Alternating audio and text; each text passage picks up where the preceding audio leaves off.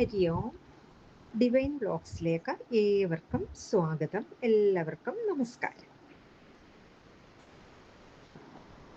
നമുക്ക് ഈശ്വര മാർഗത്തിന് വിധിച്ചിട്ടുള്ള അനവധി മാർഗങ്ങളിൽ ഏറ്റവും എളുപ്പമായ വഴി എന്ന് പറയുന്നത് ഭക്തിയോഗമാണ്. ഭക്തി എന്നുള്ള വാക്ക് ഭജ് എന്ന ധാതുവിൽ നിന്നാണ് ഉണ്ടായത്. ഭജ് എന്നാൽ ഭജിക്കുക, ആരാധിക്കുക എന്നൊക്കെയാണ് അർത്ഥമാക്കുന്നത്. ഒരു ഭക്തന്റെ ഹൃദയം ഭഗവാനിലേക്ക് ഒഴുകുന്നതിന് ആ ഒഴുകുന്ന ഒരു ധാരധാരയായിട്ടാണ് നമ്മളുടെ ഹൃദയം ഭഗവാനിലേക്ക് ഒഴുകുന്നത്, അല്ലേ? ജപിക്കുന്ന സമയം നമ്മളും ഭഗവാനുമായിട്ടുള്ള ആ ഒരു ആത്മബന്ധം, ആ ഒരു ഒഴുകുന്നതിൻ്റെ ഗതിയാണ് ഭക്തിയുടെ ഗതി എന്ന് പറയുന്നത്. നമ്മളുടെ ഭക്തന്റെ ഹൃദയം ഭഗവാനിലേക്ക് ഒഴുകുന്നതാണ് ഭക്തിയുടെ ഗതി എന്ന് പറയുന്നത്. ഭക്തിക്ക് 9 മാർഗങ്ങളാണ് ഉള്ളത്. എല്ലാവർക്കും അറിയാമായിരിക്കും. എന്തൊക്കെയാണ്? ശ്രവണം, കീർത്തനം, സ്മരണം, പാദസേവനം, അർച്ചനം, വന്ദനം, ദാസ്യം, സഖ്യം, ആത്മനിവേദനം, അല്ലേ? 4 യുഗങ്ങൾ ഉണ്ടെന്ന് എല്ലാവർക്കും അറിയാം. അതിൽ ആദ്യം കൃതയുഗത്തിൽ എന്തിനായിരുന്നു പ്രാധാന്യം? ധ്യാനത്തിനായിരുന്നു പ്രാധാന്യം. അത് കഴിഞ്ഞ് ത്രേതായുഗത്തിലാകട്ടെ അത് യാഗത്തിനായിരുന്നു. അതിനുശേഷം ദ്വാപരയുഗത്തിൽ പൂജയ്ക്കുമായിരുന്നു പ്രാധാന്യം. അന്ന് അതൊക്കെയായിരുന്നു അവരുടെ ഉപാസന മാർഗങ്ങൾ.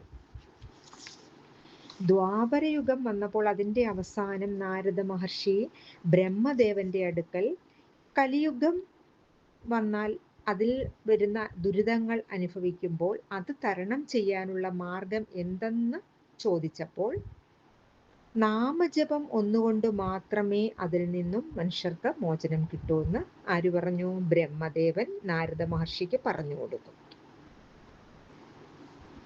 നാമജപം, ആ ജപം എന്നുള്ള അർത്ഥത്തിൽ തന്നെ, വാക്കിൽ തന്നെ ജ കൊണ്ട് അർത്ഥമാക്കുന്നത് ജന്മവിച്ഛേദമാണ്. പ കൊണ്ട് അർത്ഥമാക്കുന്നത് നാശനവുമാണ്. ഈ കലിയുഗത്തിൽ നാമജപം ഒന്നുകൊണ്ട് മാത്രമേ നമുക്ക് സമാധാനമുണ്ടാകൂ.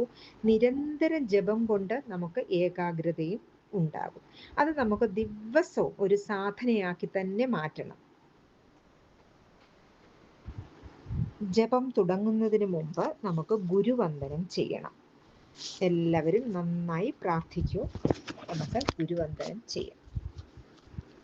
ഗുരുർബ്രഹ്മ ഗുരുർവിഷ്ണു ഗുരുർദേവോ മഹേശ്വര ഗുരുഃ സാക്ഷാത് പരം ബ്രഹ്മ തസ്മൈ ശ്രീ ഗുരവേ നമഃ.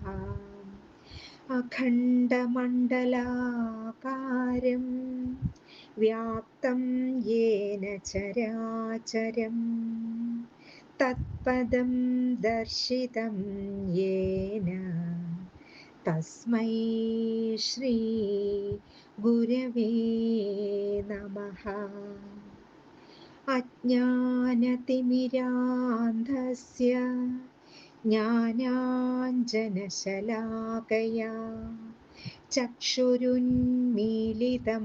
യേന തസ്മൈ ശ്രീ ഗുരവേ നമഃ.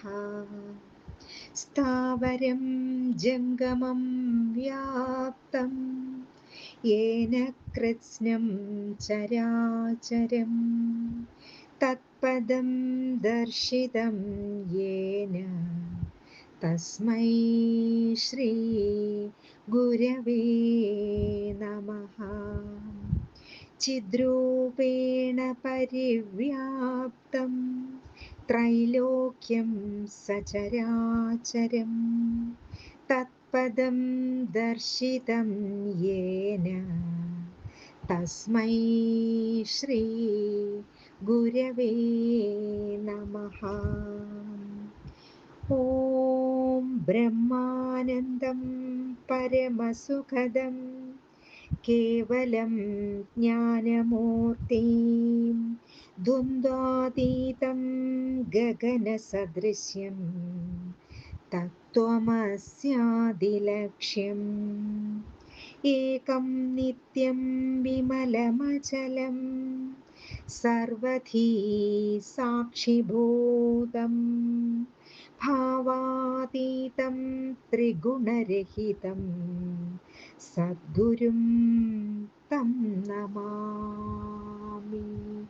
ഓം ശ്രീ ഗുരുഭ്യോ നമഃ. ഹരി ഓം. നമ്മൾ ഏത് സാധന ചെയ്യുമ്പോഴും ഗുരുസ്മരണയോടെ വേണം തുടങ്ങാനായിട്ട്. ദിവസവും ഗുരു ബ്രഹ്മ, ഗുരുർ വിഷ്ണു, ഗുരുർ ദേവോ മഹേശ്വര.